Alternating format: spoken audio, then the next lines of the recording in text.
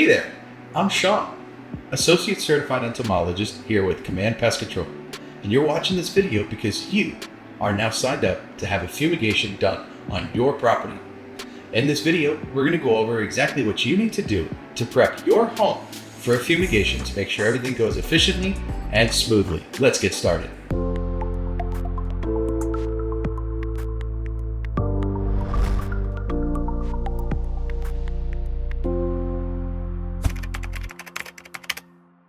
So, what do you need to do on the interior of your home to prep for fumigation? Well, the first things first, and everybody's biggest question, is food. If it is in a bottle, can, jar, factory sealed, it can stay in the home or the property. So bottles of soda, bottles of water, cans of soda, cans of really anything. Jars like peanut butter, if it is a bottle can jar, and again, factory sealed, it has not gone. Yes, I've practiced that. If it has not done one of those three things, it stays. If it has been opened, it's got to go. Well, you might ask me, what about the refrigerator? What about the freezer? Pretty much everything in there does have to go. Again, unless it's a jar of garlic that hasn't been opened, maybe it's cloves, whatever you have. Again, bottle can jar, factory sealed, can stay. If it's a bag, it's got to go.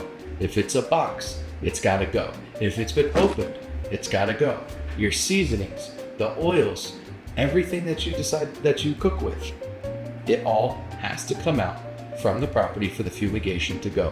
If you consume it, if you ingest it and it goes inside your body, it will have to be taken out from the property unless it is, one last time, bottle, can, jar, factory sealed. Gotta go. That holds true for medications as well. Medications, I always say, take it out, even if you don't need it, because you might need it. Let's say you have an EpiPen and you have a potential allergic reaction. You can't run from that restaurant or wherever you're at with the allergic reaction, go under the tarp, grab the EpiPen, and save your life. It's not going to work because you cannot go under the tarp. Once the tarps go up, you cannot go back in.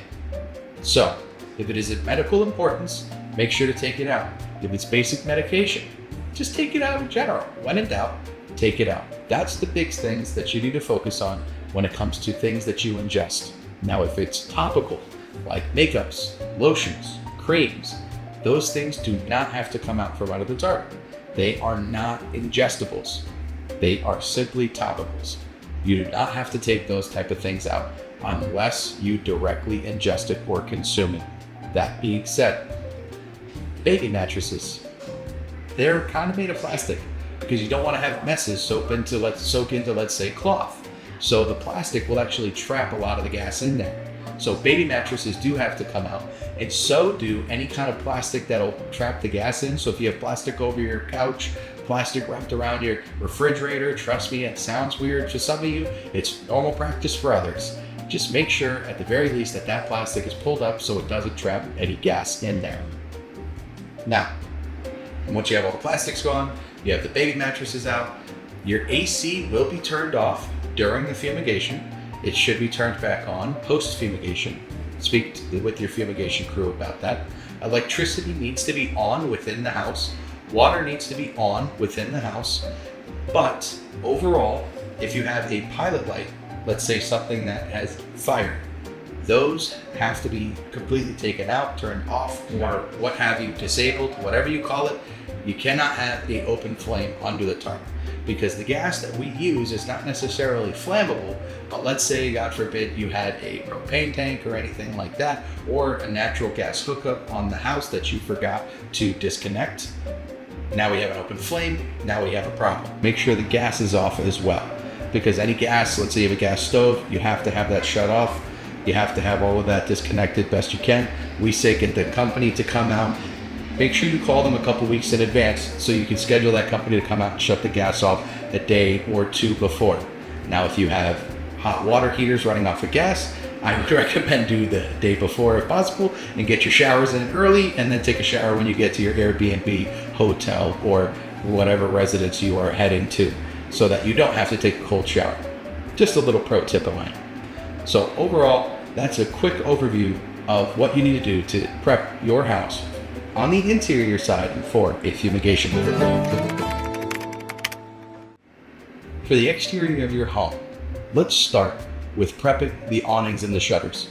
Let's ensure that those awnings and shutters are taken down so that they're not in the way or sticking out further past the roof line. The roof line is where the tarps are going to drop. So we don't want any pieces of metal sticking out that could potentially poke holes or cut holes into the tarps. While we're out here, let's take a look at the plants and the bushes and the trees. Are there any trees touching the roof? Are there any bushes right up against the wall? Let's cut those back 12 to 18 inches. We got to get the tarps all the way down to the ground. We also have to get somebody back in there so that they can ensure that the tarp is nice and tight and rolled and clipped so that we have the proper coverage and the proper seal for your home to keep the gas inside the structure. Let's move on from there now to the rocks and the mulch. Same exact thing. If you have rocks and mulch right up against the wall, we will have to move those out. So take a shovel, a flathead shovel, and run it all the way down the rocks and the mulch, get down to the dirt and follow the roof line. Because as long as you follow the roof line, that's where the tarps are going to drop. This, if you do the math, is about 12 to 18 inches worth of space for the tarps to get a proper seal on the ground. The seal on concrete and different pavers and stuff like that will be fine. There's no need to move them. If you have questions about stuff, make sure you reach out to us and give us a call. Now, the last things last is you want to make sure that the fencing has a, let's say, a access close enough to the wall. The reason why we want that access is so that we can open the door and run the tarps around the fence.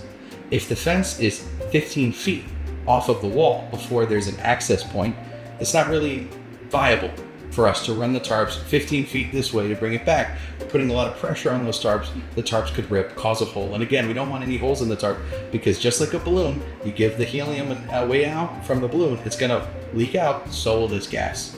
So we want to make sure that we have a proper sealing. We want to keep it tight. We don't want any big holes for any of the gas to be able to seep out.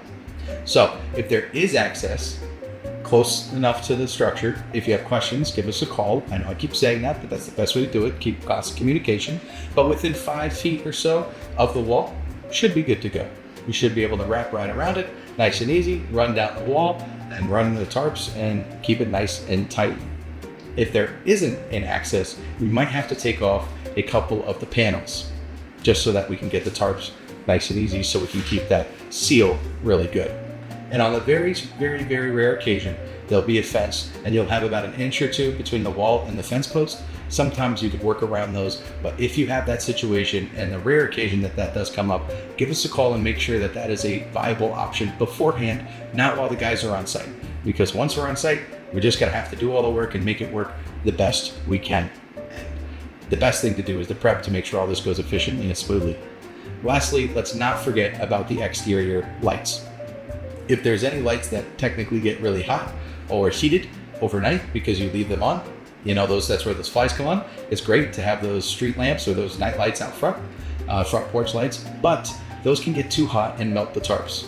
And again, you melt the tarps, we create a hole, we're gonna have a problem. And so that's why we want to avoid these. So just turn them off, disable them for the time being. You can turn them back on the moment the tarps come off. We just don't want the tarps to be melted when we get back. All right, so we've covered the interior and exterior prep for fumigation of your property. Now let's just talk about the overarching aspects of a fumigation. It is a 3-day process. The tarps go up on the first day, they come down on the second day, and the property is usually cleared by 6 p.m. on the third day. What could delay this process? Well, weather. If it rains, pours, snows, what have you. We don't have a lot of snow here in Florida, especially not in Southeast Florida. However, we could potentially have a weather issue. The weather is temperamental here in Florida. If that comes up, we will schedule to the next availability that works best for the customer and the company to make sure that everybody has a proper level of peace of mind and comfortability with the process. If we have to reschedule, we will coordinate accordingly. If you have isolene or the spray foam in the attic, that is a very specific type of insulation. It is great for many things, but it also is great at holding on to the gas. So sometimes the gas will take an extra week to get out. So expect if you're doing a fumigation and you have isolene or the spray foam in the attic, it could take 7 to 10, maybe even 14 days to get the gas out. If we come back and we have the reader and it says that you have any amounts of gas inside the house, we have to reset our process on clearing the property.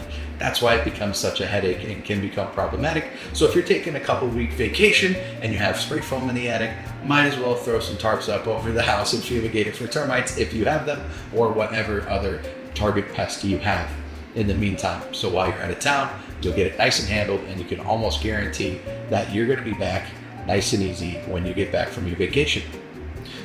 If you have a metal roof, this could impact the tarps a little more. It might change the pricing of a fumigation as well. So communicate with the crew and the company on whether or not the type of roof could impact the way the fumigation runs. A steep roof could also impact the way the fumigation runs. Lastly, a second floor or a third floor might require a crane. So we might have to have a crane come out. So make sure you communicate whether or not you have a second or third story. Now we'll be going out and checking these things out anyways. However, it is always good to keep constant and clear communication with the crew.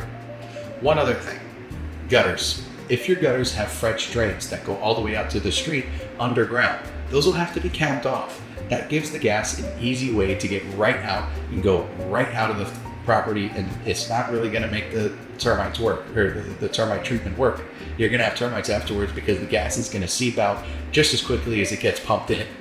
So making sure those French drains are capped off is a very, very good way of making sure that your property is treated properly for termites or whatever target pest you've had. So those are some random things that are part of the overarching aspect of fumigations. I hope I answered as many questions of yours as possible, but if not, remember, one call will kill them all. You only need one call when it comes to fumigation for any pest you need, and that is Command Pest Control.